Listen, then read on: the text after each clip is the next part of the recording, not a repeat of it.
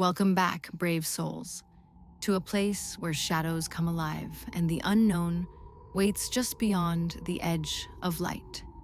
Tonight, we journey deep into the heart of terror with three stories that are bound to haunt your dreams. These tales are not for the faint-hearted, so if you're brave enough to stay, make sure you're ready for a night of restless sleep. Lock your doors, dim the lights, and let the shadows dance as we dive into the unknown. Prepare yourself, if you dare. Story 1: The Haunting of Oakwood Manor. Our first tale brings us to the eerie Oakwood Manor, a once grand estate that has stood abandoned for decades on the outskirts of a small, forgotten town.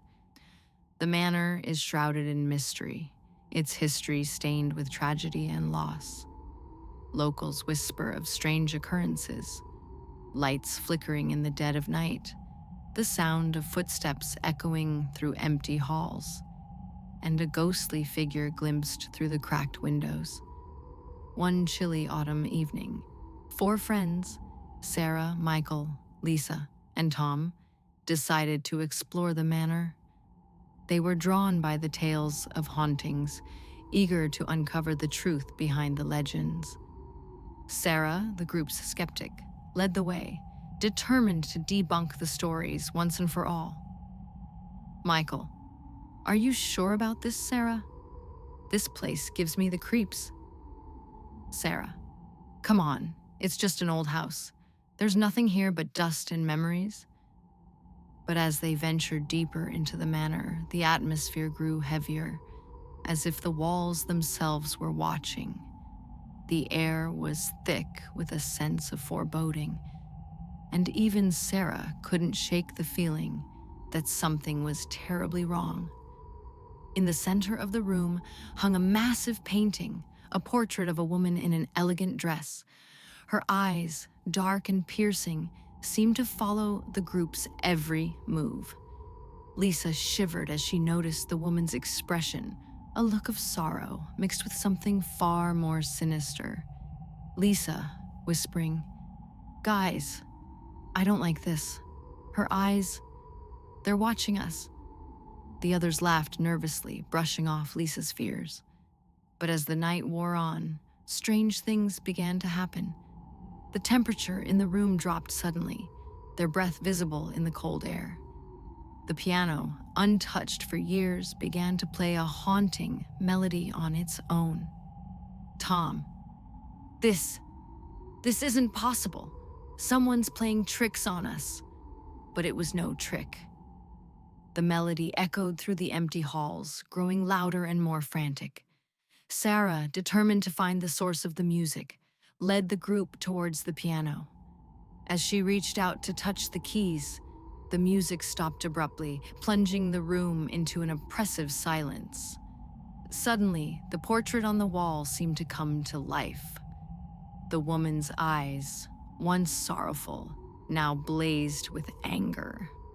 Her lips twisted into a cruel smile as she stared directly at Sarah. "Sarah, we need to leave, now." But it was too late. The door to the ballroom slammed shut with a deafening crash, trapping the group inside. The room grew colder, the shadows deepening until they seemed to writhe and twist like living things. In the chaos, Sarah felt a cold hand brush against her shoulder. She spun around, but there was no one there. Panic gripped her as she realized they were not alone. The air was thick with the presence of something, or someone, malevolent. The whispers began, soft at first, then growing louder, more insistent. They couldn't understand the words, but the tone was unmistakable. It was a warning, or perhaps a curse. The room began to spin, the walls closing in as the shadows danced around them. In a desperate attempt to escape, the group rushed to the door, but it wouldn't budge. They were trapped. And then, in the midst of the chaos, Sarah collapsed, her body trembling as if she were in the grip of some unseen force. Lisa, screaming, "Sarah, what's happening to her?" Her friends tried to help, but it was as if an invisible barrier kept them away. Sarah's eyes rolled back in her head, and she began to speak in a voice that wasn't her own, a deep, guttural voice that echoed through the room. Sarah, possessed, in a deep voice, "You should not have come here. You disturbed her rest, and now you will pay the price." The lights flickered violently, and the room was filled with a deafening roar as the spirit that haunted Oakwood Manor made its presence fully known. The portrait of the woman on the wall seemed to glow with an unholy light, her eyes now burning with a vengeful fire. In one final desperate act, Michael hurled his flashlight at the portrait, shattering the canvas.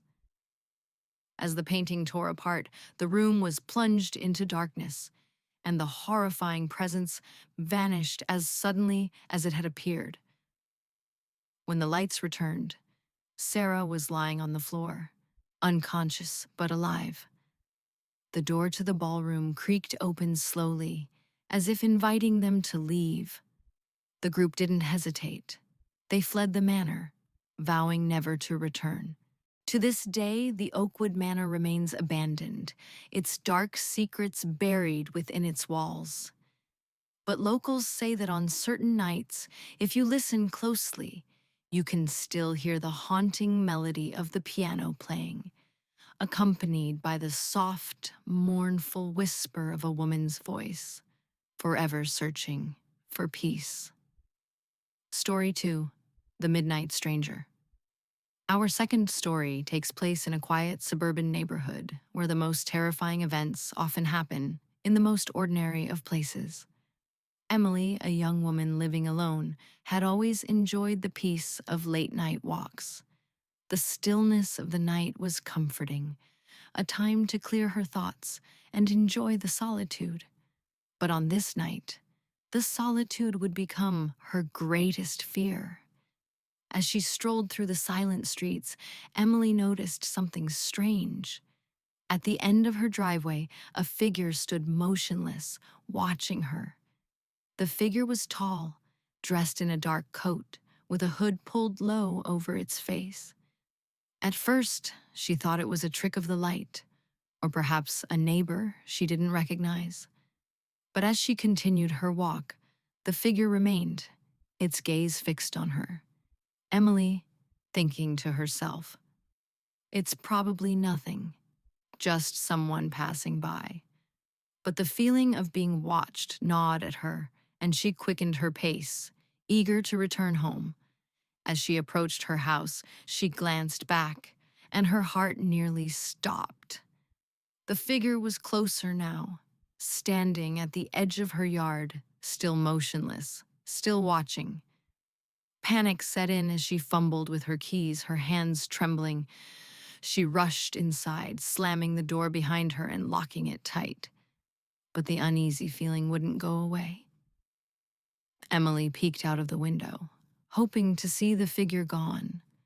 But it was still there, closer now, standing just at the edge of her porch. She tried to rationalize it. Maybe it was just someone playing a prank, or perhaps a lost traveler. But deep down, she knew something was wrong. She called the police, her voice shaking as she explained the situation. They assured her they would send a patrol car to check the area, but they found nothing. Emily whispering to herself, "It's just my imagination. It has to be." But it wasn't her imagination.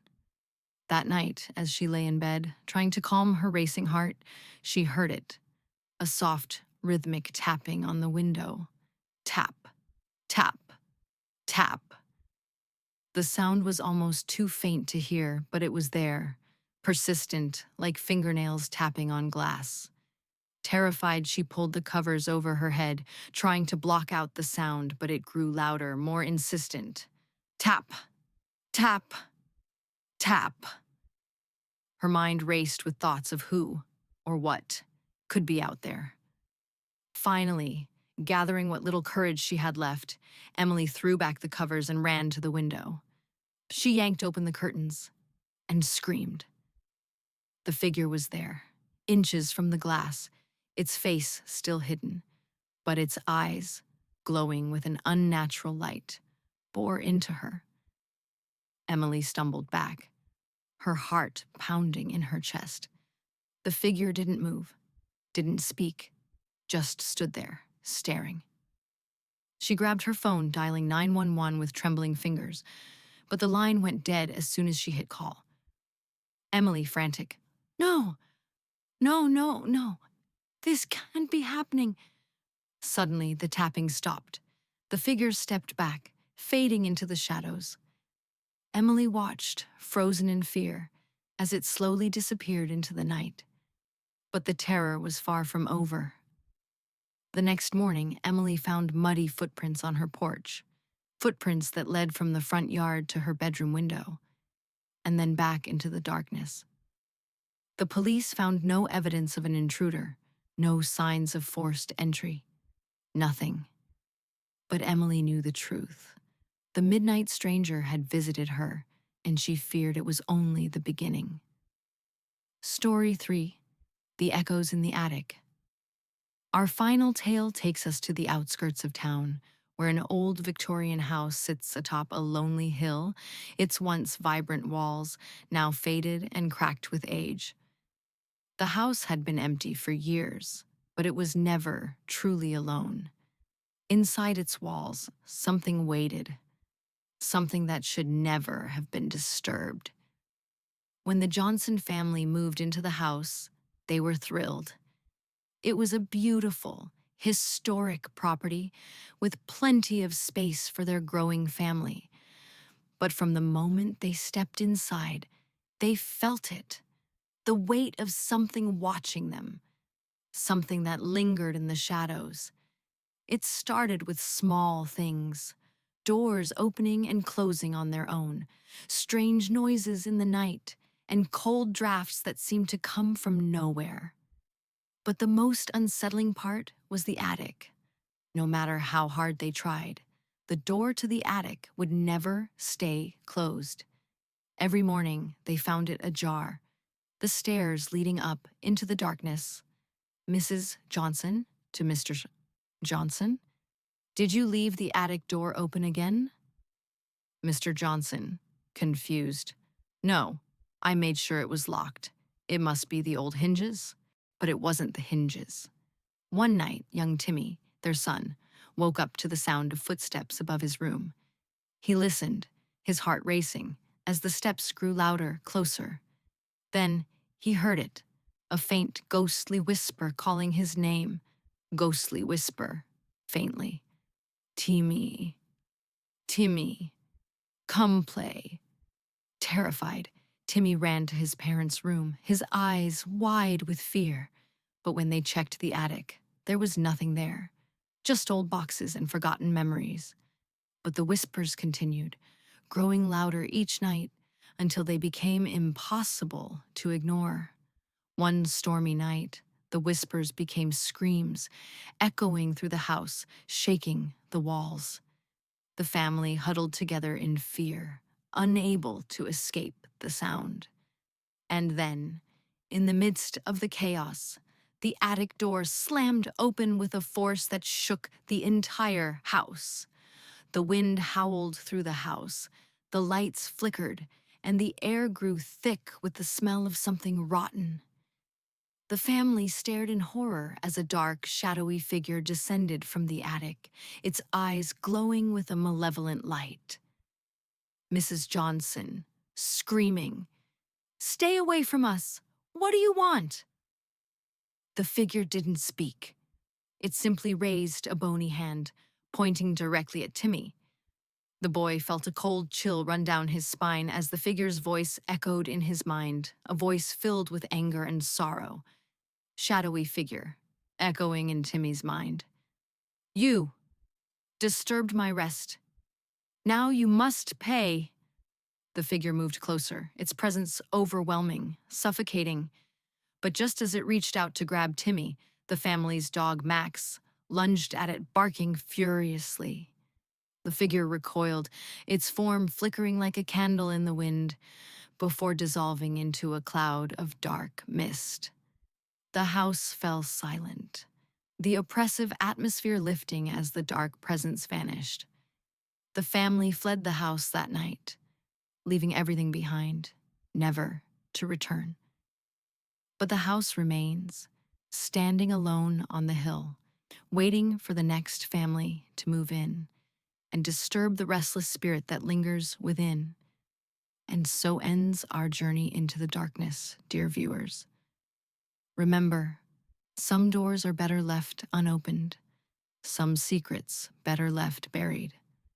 As you go to sleep tonight, keep the lights on, and if you hear a whisper in the dark, don't answer. Until next time, sleep tight.